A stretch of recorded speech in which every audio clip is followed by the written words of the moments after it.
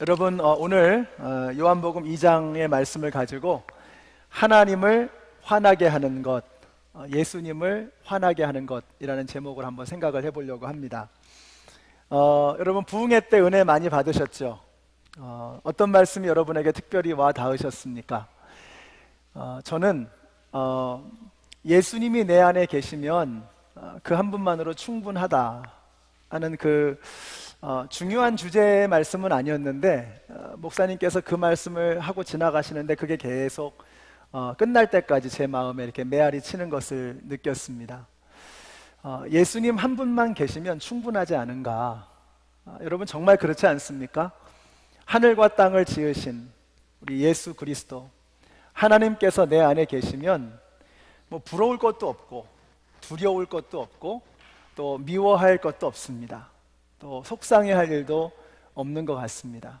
근데 그러고 보면 제가 부러운 것도 있고 두려운 것도 있고 또 미운 것도 있었던 것은 제 안에 예수님이 충만하지 못했던 것이기 때문이 아닐까 하는 생각을 하게 되었습니다. 많이 회개하고 반성했습니다.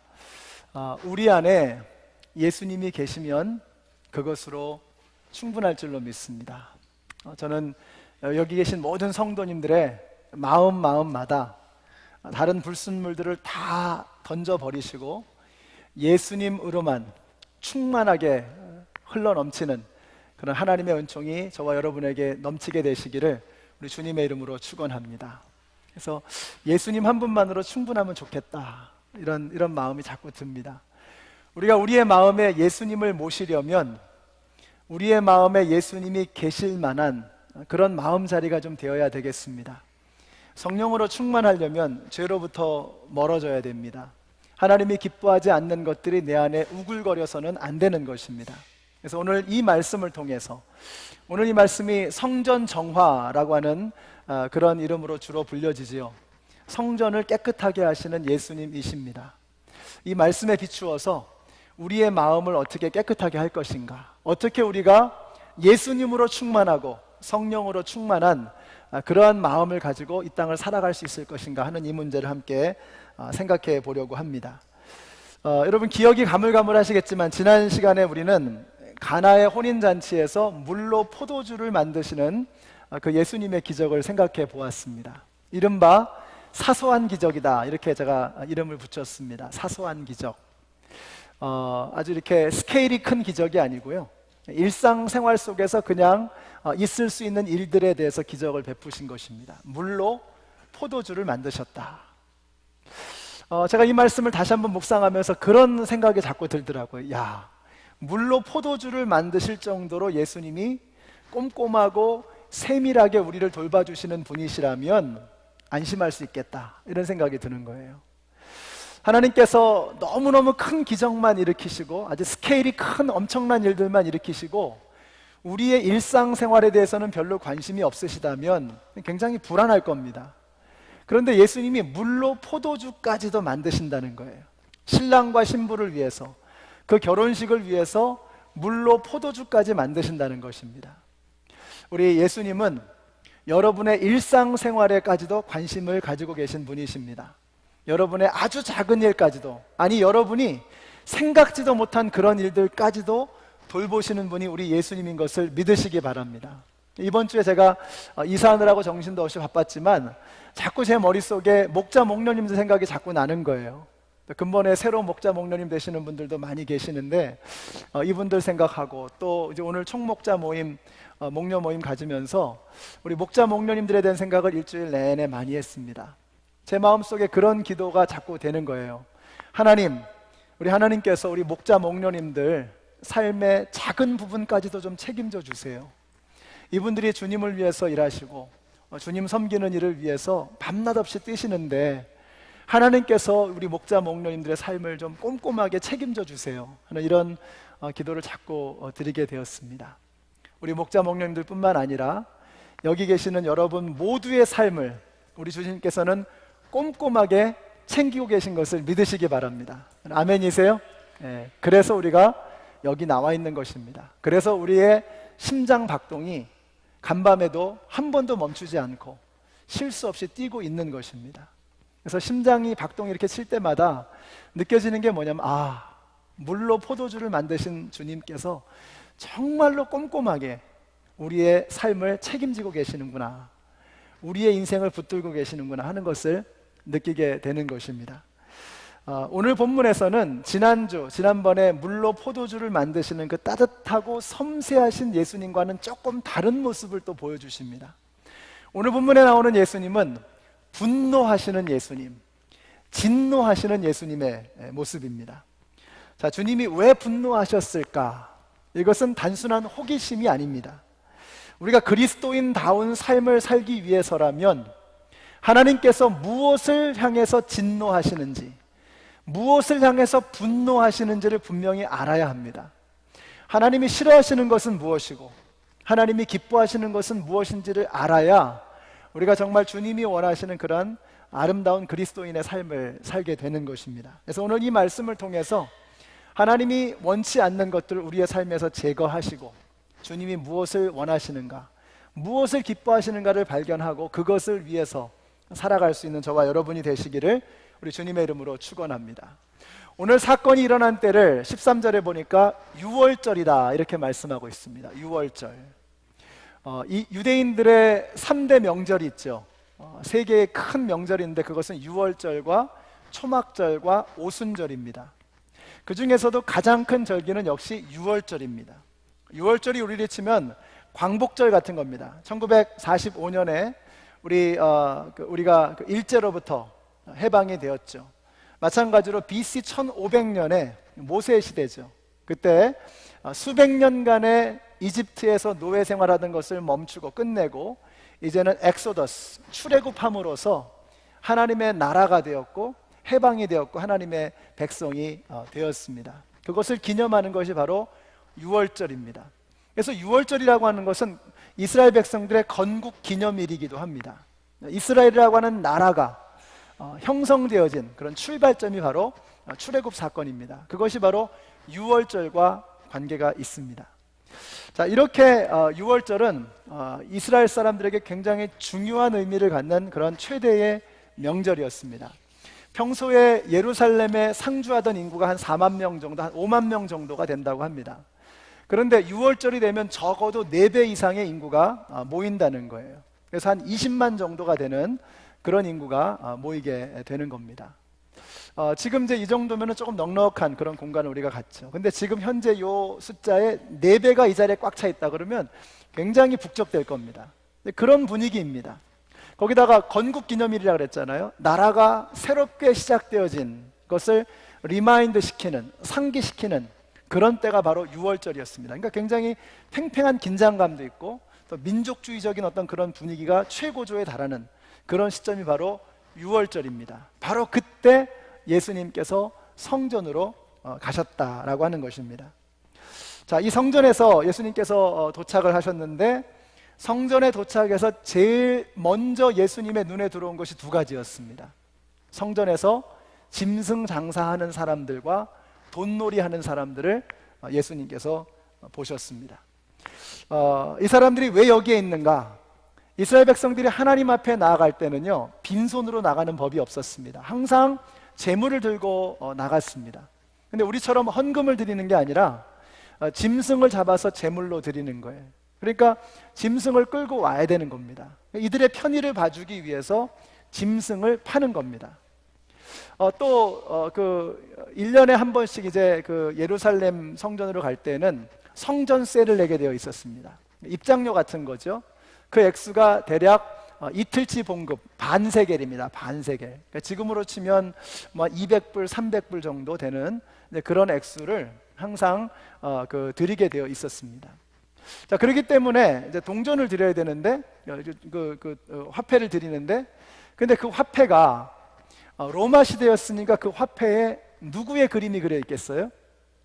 로마 황제의 그림이 그려져 있는 겁니다.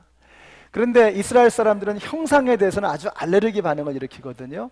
왜냐하면 형상이 우상이 되어질 수 있기 때문입니다. 더더군다나 성전 안에는 어떤 형상을 가지고 들어갈 수가 없었습니다. 그러니까 로마 시대의 동전을 들고 그것을 가지고 성전세를 낼 수가 없는 거예요. 그래서 성전에서만 특별하게 사용하는 동전이 필요했는데 거기에는 아무런 형상이 들어있지 않은 것이었습니다. 바로 그 동전을 바꿔주는 사람들이 거기에 진을 치고 있었던 것입니다. 자, 그런데 왜 예수님께서 이 모습을 보시면서 그렇게도 분노하셨는가 하는 것입니다. 얼마나 분노하셨는지 한번 15절 보세요.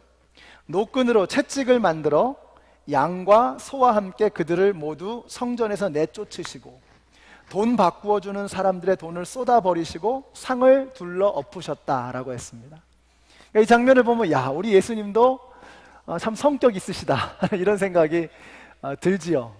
어떤 분들은 이런 말씀이 참 불편합니다. 왜냐하면 예수님 하면 온유하고 사랑 많으시고 자비로우시고 좀 행동도 이렇게 느릿느릿하실 것 같은데 막 이렇게 채찍질을 하시면서 사람들을 내쫓고 막 야단을 치시고 소리를 지르시는 이런 장면을 우리가 보게 되는 거예요. 그러니까 굉장히 좀 어색한 거죠.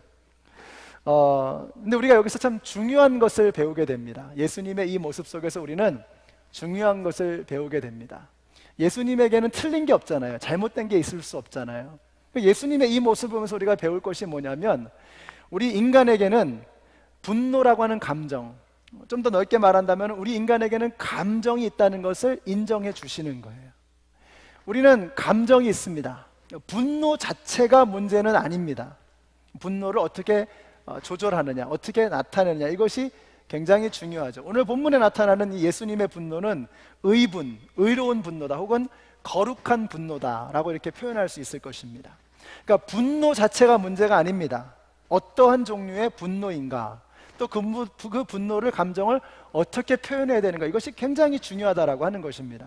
그러니까 분노라고 하는 감정 자체는 중립적인 것입니다. 여러분, 그리스도인이 된다라고 하는 것은 아무런 감정도 감각도 없는 돌부처가 되는 게 아닙니다. 그리스도인이 된다라고 하는 것은 그리스도를 닮아가는 것입니다. 예수님께서 불의한 것을 보시고 잘못된 것을 보시고 분노하셨다면 우리 그리스도인들도 이 세상에서 잘못된 것을 보면서 분노할 수 있어야 합니다. 이것이 너무나 중요합니다. 우리는 그냥 세상에만 순응하면서 이러면 이런 대로 저러면 저런 대로 그냥 수동적으로 살아가는 존재들이 아닙니다. 당시의 성전이라고 하는 것은 이스라엘의 근간입니다. 기둥과도 같은 것입니다. 그런데 예수님께서 그 근간과도 같은, 초석과도 같은 그 성전에 대해서 정면 도전하시는 거예요. 그러면서 거기 있는 사람들을 향해서 질책을 하시는 것입니다. 저는 한국에 있었을 때 기자가 되고 싶었습니다. 그래서 기자가 되려고 공부를 하고 준비를 하고 있었습니다. 특별히 이제 기독교 언론 활동을 하고 싶었습니다. 그런 생각을 하게 된 계기가 뭐였냐면 50 시절이었나요? 그때 이 언론사 통폐합, 언론사를 탄압하는 그런 일들이 빈번하게 벌어졌습니다. 그러면서 이제 올바르게 뉴스를 하고 언론 활동을 하면 탄압을 하는데 그 탄압하는 방식이 뭐냐면 광고를 못하게 하는 겁니다. 그럼 언론사가 광고 못하면 망하는 겁니다. 근데 끝까지 버티는 기관이 있었어요. 그게 바로 기독교 방송이었습니다. 그래서 어린 나이에 그런 생각이 들었어요. 야, 이 사람들이 이렇게 끝까지 버틸 수 있는 비결이 뭐냐? 이 사람들이 하나님을 무서워하는 사람들인 겁니다. 그러니까 세상이 무섭지가 않은 거예요. 하나님 무서운 줄 아니까 세상 무서운 줄 모르는 거예요. 이 사람들이 목숨을 걸고 자신들에게 맡겨져 있는 사명을 감당해내는 것을 봤습니다. 기독교는 그런 것입니다. 때로는 어떻게 보면 막 어용같이 보이기도 하고 어쩔 때 보면은 막 세상을 뒤집는 혁명가 같이 보이기도 하는 거예요. 여러분, 우리 그리스도인들은 세상에 그냥 단순히 순응하고 따라가는 그런 존재가 아니라 더 높은 하나님의 나라를 보면서 나아가는 존재들입니다. 우리가 잘못된 것을 보면서 의분을 갖는 것, 예수님의 마음으로 거룩한 분노를 갖는 것, 이것은 아름다운 것입니다. 오늘 주님께서 분노하시는 이 모습은 예수님 왜 저러시나, 주책이시다, 이게 아니라 너무너무 멋있습니다. 여러분, 이 모습 한번 상상해 보세요. 자신의 그 모든 것을 걸고 위험을 감수하시고 주님이 원하시는, 하나님이 원하시는 그런 성전의 모습으로 만드시고자 그 모든 위험을 감수하시는, 얼마나 멋있는지 몰라요. 여러분, 이것이 바로 그리스도인의 삶입니다. 저는 저와 여러분들이 세상에 단순히 순응하고 순종하며 질질 끌려다니는 세상의 풍조에 휩쓸리는 그런 인생들이 아니라 이 땅에 하나님의 나라를 건설하기 위해서 더 높으신 분을 바라보실 수 있는 저와 여러분이 되시기를 우리 주님의 이름으로 축원합니다. 예수님의 이 의로운 분노, 이것을 우리가 배워야 하는 것입니다. 자, 그런데 예수님은 그 분노를 잘 조절하셨습니다. 분노를 조절하는 것이 굉장히 중요합니다. 오늘 본문에 보시면 예수님께서 양도 소도 다 내쫓으셨어요. 그런데 비둘기는 건드리지 않으셨습니다. 이게 예수님이 분노를 조절하셨다고 하는 증거인 것 같아요. 왜 그렇습니까? 여러분, 양이나 소는요 주워 담을 수가 있어요. 도망가면 데려오면 됩니다. 근데 비둘기는 어때요? 비둘기는 날아가면 끝입니다. 예수님께서 양과 소, 염소 이런 것까지는 그냥 막 다 내쫓으셨어요. 근데 비둘기는 안 건드리신 거예요. 분노를 조절하시는 겁니다. 우리도 왜 부부싸움 하다 보면 뭔가 막 던지고 싶은데 들었다가도 비싼 거 있으면 내려놓고 베개 던지잖아요. 베개. 그런 겁니다. 분노를 조절하시는 예수님의 모습을 여기서 보게 되는 거예요. 자, 그런데 여러분, 사도 바울이 이렇게 말씀을 합니다. 굉장히 중요한 말씀인데 우리 에베소 4장 26절 같이 읽습니다. 시작. 화를 내더라도 죄를 짓는 데까지 이르지 않도록 하십시오. 해가 지도록 노여움을 품고 있지 마십시오. 화를 내더라도 라도 했습니다. 그러니까 화를 내는 것, 분노라고 하는 감정이 생기는 것을 어떻게 할 수는 없어요. 근데 중요한 건 뭐냐? 그 감정을 조절해야 되는데 두 가지를 이야기하는 겁니다. 이 말씀에 보시면 죄를 짓는 데까지 하지 않도록, 우리가 분노가 생기더라도 다른 사람들에게 해를 입히는 죄를 범하여서는 안 된다라는 것입니다. 다른 사람들을 향해서 다른 사람을 파괴하는 죄까지 이르러서는 안 된다는 것입니다. 우리가 화가 나더라도 그 분을 품는데 해를 넘기면 그날을 넘기면 안 된다는 거예요. 무슨 말씀입니까? 여러분이 분을 품고 그날 밤에 잠들게 되면 어떻게 됩니까? 분을 품는 그 대상이 힘들어집니까? 아니죠. 여러분이 파괴가 되는 거예요. 그러니까 이 분노라고 하는 것은 파괴력을 가지고 있는데 그 분노가 다른 사람을 파괴하는 죄가 되지 않도록, 그 분노가 나 자신을 파괴하는 독이 되지 않도록 조절하라는 것입니다.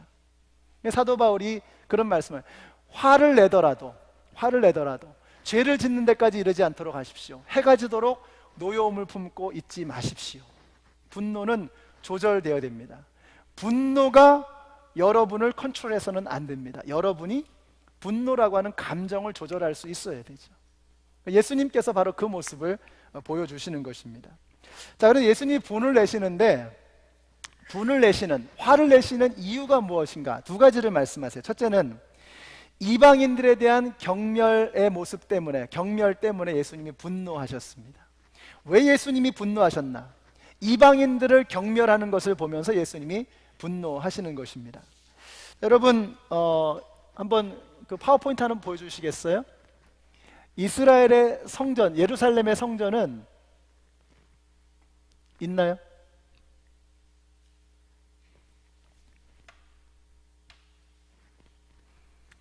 자, 제가 그냥 말로 설명하겠습니다. 이스라엘의 성전은요, 가장 깊은 곳에는 지성소가 있죠. 1년에 한 번 대제사장들이 모든 백성들을 속죄하기 위해서 들어가는 곳입니다. 그러니까 아무 때나 들어갈 수 있는 게 아니에요. 1년에 한 번 대제사장만, 딱 한 사람 한 번 들어가는 겁니다. 그 바깥쪽으로 성소가 있어요. 날마다 우리 제사장들이 가서 주님을 섬기는 그런 장소입니다.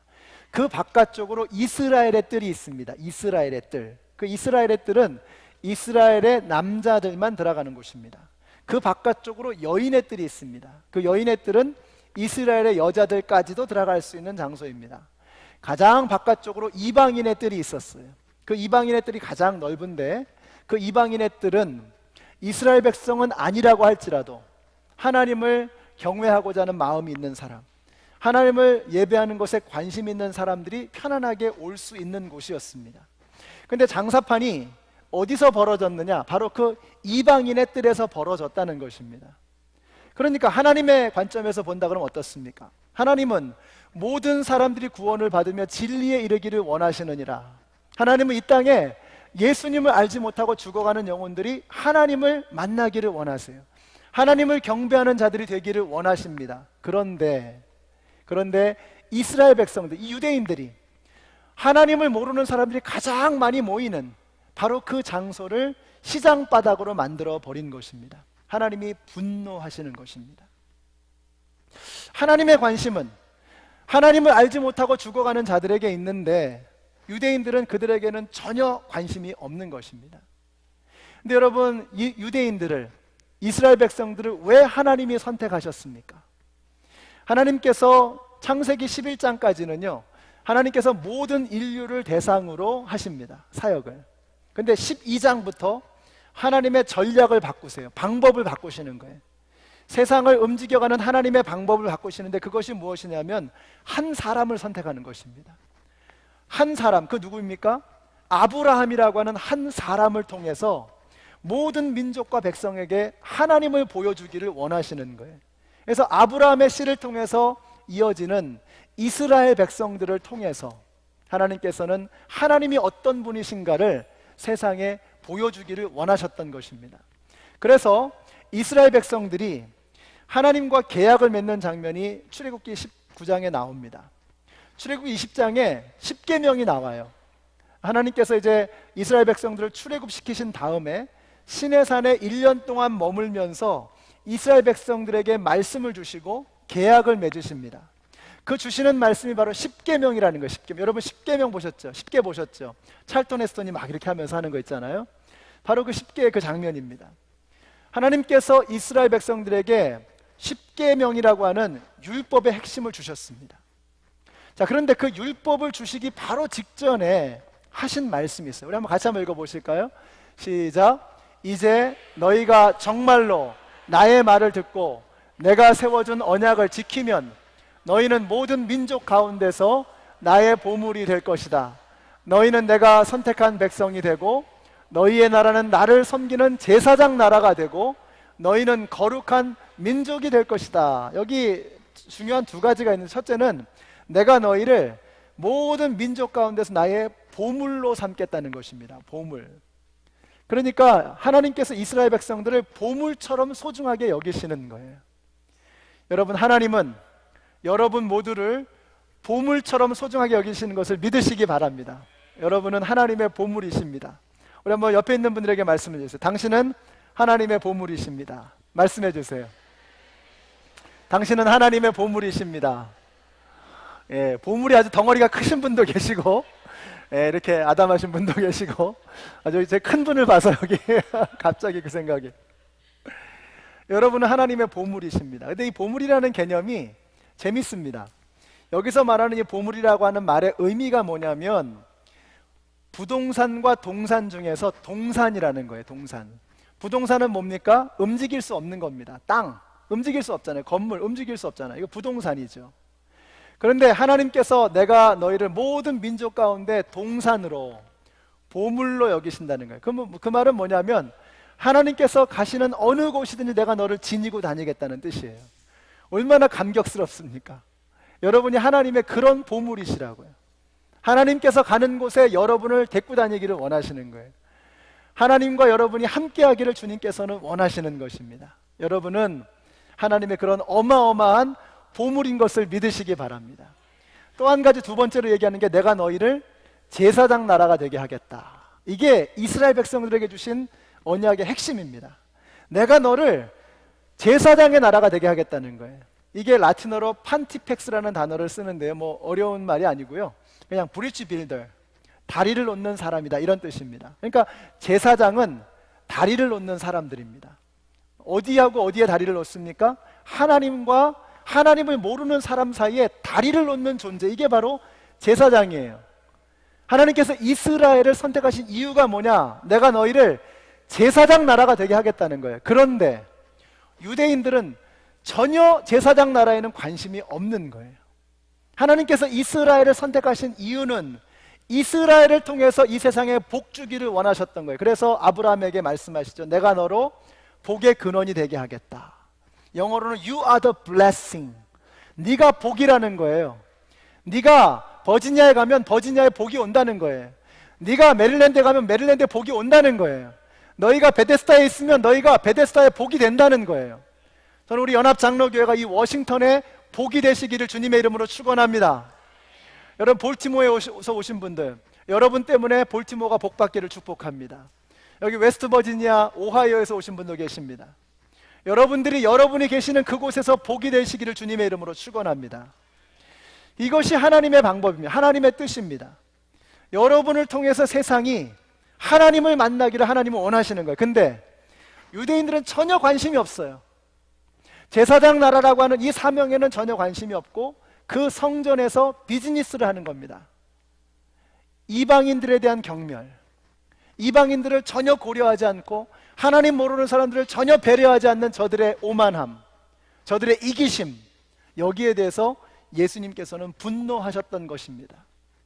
우리 연합장로교회가 우리밖에는 모르는 교회가 된다면, 우리가 모은 헌금을 우리를 위해서만 쓰는 것밖에는 모르는 그런 교회가 된다면 하나님께서 우리 교회에 오셔서 진노하실 겁니다. 하나님께서 우리 교회를 보시고 분노하실 것입니다. 여러분이 제사장입니다. 여러분이 하나님의 백성입니다. 하나님께서 여러분에게 주신 재물, 여러분에게 주신 재능, 여러분에게 주신 건강과 시간, 이것을 나를 위해서밖에는 쓸 줄 모르는 사람이 된다면 하나님께서 우리를 향해서 진노하지 않으시겠습니까? 하나님이 정말로 싫어하는 게 뭐냐? 나밖에 모르는 겁니다. 그래서 나뿐인 것은 나쁜 것이다, 제가 그런 말씀 드렸죠. 나뿐인 것은 나쁜 겁니다. 나밖에 모르는 것은 정말 나쁜 겁니다. 하나님께서 우리를 그렇게 짓지 않으셨어요.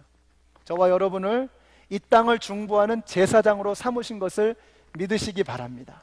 예수님께서 분노하신 이유가 바로 여기에 있습니다. 이방인들에 대한 배려가 전혀 없는 것, 하나님의 소원에는 전혀 관심이 없는 것, 이것이 바로 우리 하나님께서, 예수님께서 분노하셨던 이유라고 하는 것입니다. 여러분, 우리를 통해서 놀라운 일들이 일어나게 될 것입니다. 여러분, 하나님의 소원은요, 요한계시록에 나오죠. 모든 백성과 방언과 민족이 흰옷을 입고 깃발을 흔들면서 하나님을 찬양하며 예배하는 그날을 하나님은 꿈꾸고 계시는 것입니다. 여러분, 그날에 우리 교회에서 IT를 오랫동안 갔었습니다. 우리가 IT에 가서 뿌린 그 복음의 씨앗을 통해서 예수님을 알게 된 사람도 그 자리에 함께 있는 것을 믿으시기 바랍니다. 우리 교회가 올해 도미니카 공화국에 가서 우물을 봤잖아요. 그 교회 옆에 우물을 파드렸어요. 그 우물물을 먹으려고 왔다가 교회 가서 예수님 믿고 예수님 영접하고 영원한 생명을 얻게 된 그 사람들이 그날에 우리가 만나게 될 것입니다. 우리를 통해서 예수님 알게 된 그 사람들을 그날에 우리가 보게 될 거예요. 저는 여러분들이 그 자리에 한 분도 빠짐없이 있게 되시기를 주님의 이름으로 축원합니다. 그리고 그 감격스러운 장면, 모든 백성과 모든 민족과 방언들이 흰옷을 입고 깃발을 흔들면서 하나님을 찬양하는, 구원하심이 보좌에 앉으신 어린 양과 우리 왕께 있도다 하면서 찬양하는 그 모습을 볼 수 있는, 또 그 자리에 참여하는 우리 모두가 되시기를 주님의 이름으로 축원합니다. 이게 하나님의 소원이고 이게 하나님의 꿈입니다.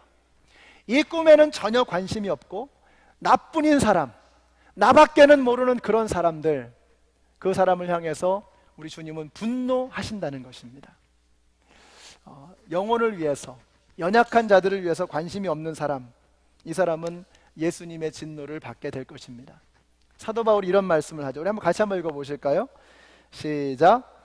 믿음이 강한 우리는 믿음이 약한 사람들의 약점을 돌보아 주어야 합니다.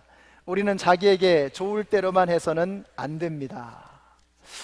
두 가지를 말씀하죠. 믿음이 강한 사람은요, 믿음이 약한 사람, 믿음이 없는 사람을 돌보아 주어야 합니다. 그들의 짐을 져 주어야 합니다. 이것이 믿음이 강한 사람들의 모습이어야 합니다. 여러분, 어떤 사람이 믿음이 좋은 사람입니까? 성경 지식을 많이 가지고 있는 사람입니까? 꼭 그렇지는 않은 것 같아요. 신학교 교수 중에는요, 부활을 믿지 않는 사람이 있습니다. 예수님을 그냥 하나의 훌륭한 교사로 생각하는 사람들도 있습니다. 신학교 교수니까 얼마나 성경을 많이 알겠어요. 근데 예수님을 안 믿는 거예요. 얼마든지 그럴 수 있습니다. 오늘날 이 시대에 성경 지식이 꼭 믿음을 보여주는 척도는 아닙니다. 기도를 잘하는 것이 꼭 믿음의 척도는 아닙니다. 여러분이 교회에서 거룩하고 경건한 말을 하고 그런 표정을 짓는 것이 꼭 믿음의 척도인 것은 아닙니다. 여러분이 가지고 있는 직분이 꼭 여러분의 믿음의 척도는 아닙니다. 그런 것이 되어지면 너무나 아름답고 좋은 것인데 그것이 꼭 일치하지 않을 때가 너무 많습니다. 그러면 정말로 그 사람의 믿음이 있는지 없는지를 보여주는 척도가 무엇인가? 연약한 믿음의 사람을 돌보고 있느냐 하는 것입니다. 나보다 믿음이 약한 사람, 예수님을 알지 못하는 사람을 향해서 긍휼의 마음을 가지고 있느냐 이것입니다.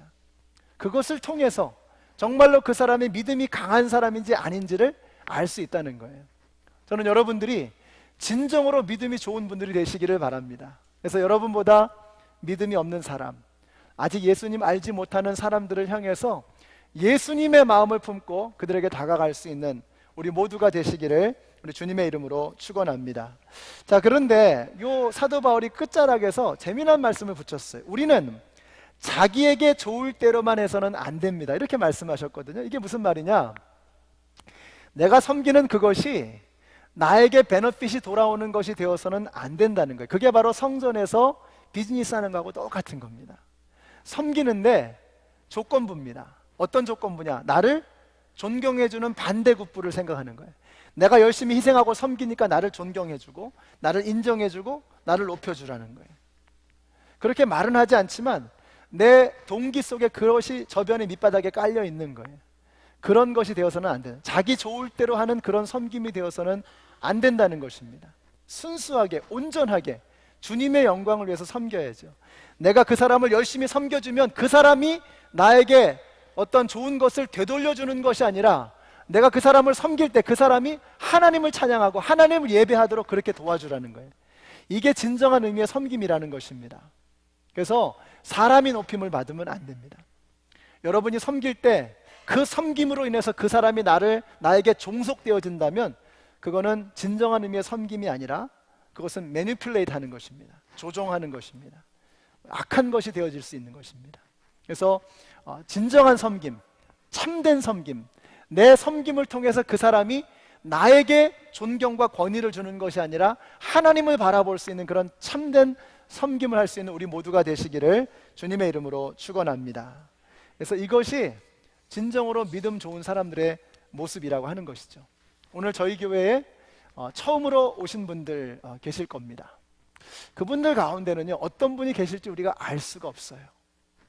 정말 교회라고 하면은 넌덜머리가 난다 라고 생각했던 사람 중에 목장에서 베풀어준 사랑이 너무나도 아름다워서 혹시나 하는 마음으로 교회에 온 사람이 있을 수 있습니다. 많은 상처를 받았지만 그래도 다시 한번 해봐야지 하는 결심으로 여기 와 계신 분도 계십니다. 혹 어쩌면 우리 이번에 곽성용 목사님 설교 중에 말씀하셨던 것처럼 정말 교회에서 조금만 잘 돌봐주었더라면 그 사람이 자살하지 않았을 텐데 후회를 하시는 거예요. 조금 더 잘 돌봐주었다면 그 사람이 그렇게 자신의 목숨을 해치지는 않았을 텐데. 여러분, 혹 그런 사람이 이 가운데 있을 수 있습니다. 그러므로 우리는 한 사람 한 사람을 대할 때 함부로 대할 수 없는 것입니다.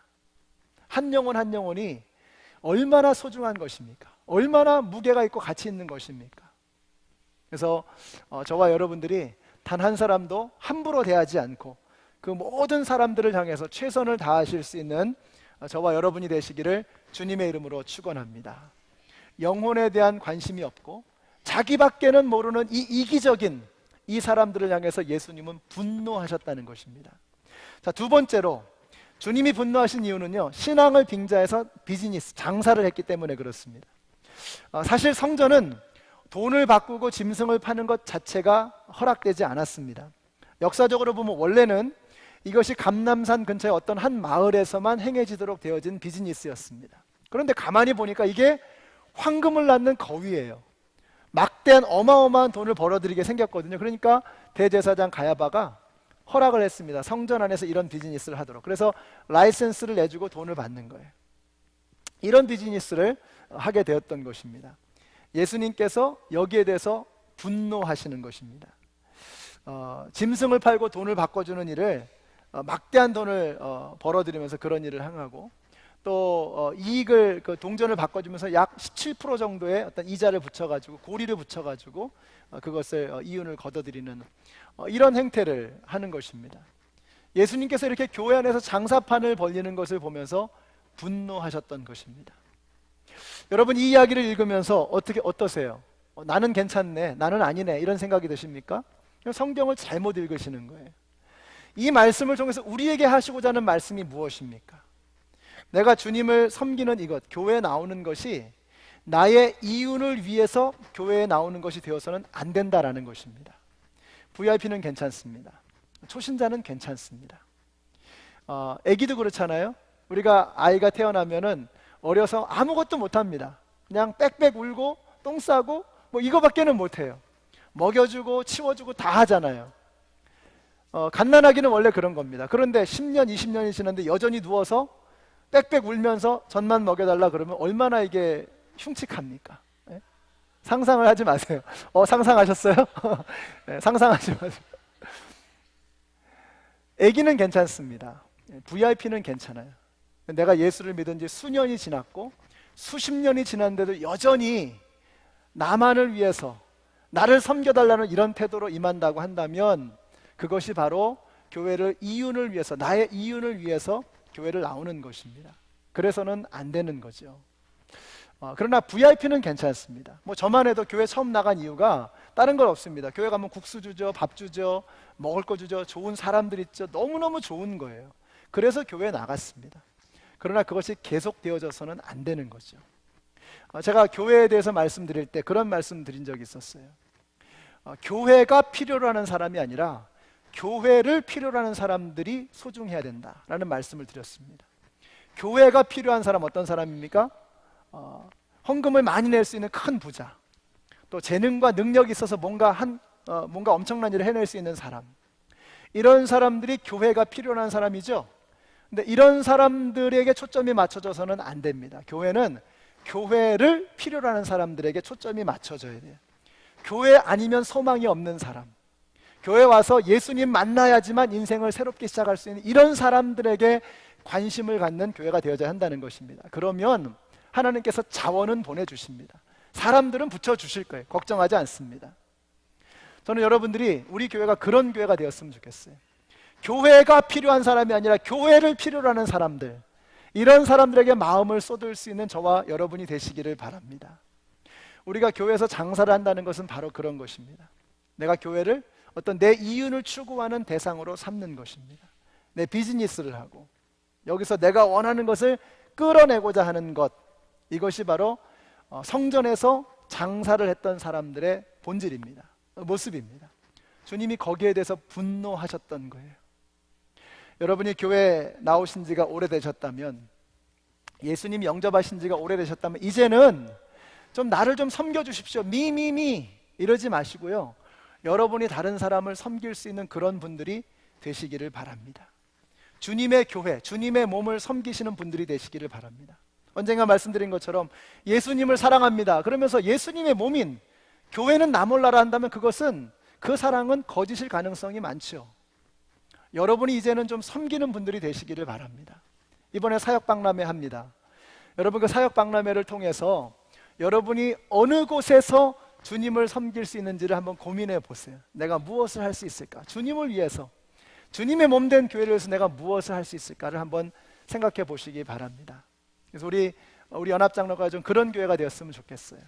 주님을 섬기는 교회, 주님을 섬기는 것을 기쁨으로 아는 그런 교회가 되시기를 바랍니다. 교회는 이윤을 추구하는 곳이 되어서는 안 됩니다. 우리는 그냥 헌금을 드리잖아요. 헌금. 그래서 뭐 수표를, 책을 쓴다든지 아니면 이렇게 그 돈을 넣잖아요. 그런데요, 이스라엘 백성들은요, 헌금을 드리는 것이 아니라 제물을 드렸습니다. 제물. 근데 제물을 드리는데 어떻게 하냐면요, 살아있는 짐승을 가져오는 거예요. 프레시하게. 자이언트나 뭐 샤펄스 가가지고 고기를 사오는 게 아니고 프레시하게 살아있는 짐승을 가지고 오는 겁니다. 짐승의 각을 뜨고 껍질을 벗기고 내장을 끄집어내고 기름을 제거합니다. 다 이렇게 각을 뜹니다. 그것을 제사를 드리는 사람이 직접 손수 다 하는 겁니다.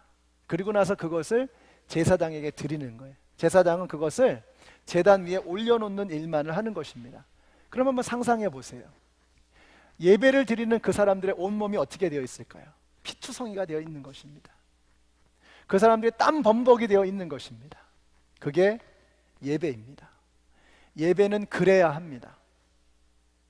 그냥 앉아서 그냥 그 어떤 쇼를 보는 것처럼, 그렇게 관중석에 앉아서 어떤 영화를 보는 것처럼, 연극을 보는 것처럼 그렇게 보는 것이 아닙니다. 비록 여러분의 지금 그 자리에 앉아 있으시지만 내가 온 몸을 다해서, 온 정성을 다해서 각을 뜨고 내장을 꺼내고, 그리고 나서 정말 온몸에 땀이 범벅이 된 상태에서 그렇게 예배를 드리는 것, 이게 진정한 예배라고 하는 것입니다.